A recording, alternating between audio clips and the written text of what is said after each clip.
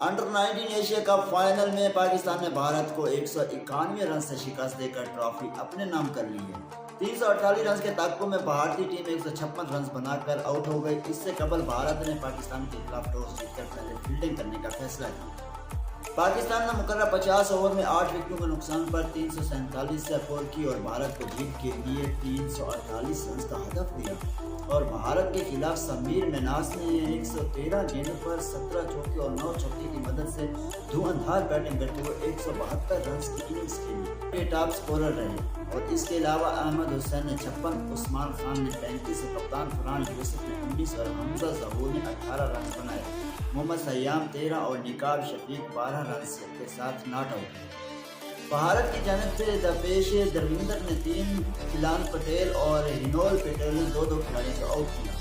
348 run के ताल्लुक में भारतीय टीम 156 रन बनाकर आउट हुई।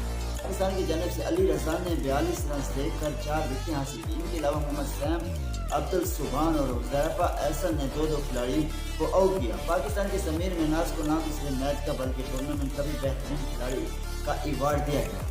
पाकिस्तान अंडर 19 एशिया कप के फाइनल दूसरी मरतबा जीतने में कामयाब हुआ है। पाकिस्तान और भारत 2012 के इवेंट में मुश्तरका तौर पर फातेह रहे। वाज़ेह रहे, Asian cricket council ACC under 19 Asia cup के फाइनल में पाकिस्तान ने भारत को 191 रन से शिकस्त देकर ट्रॉफी अपने नाम कर ली।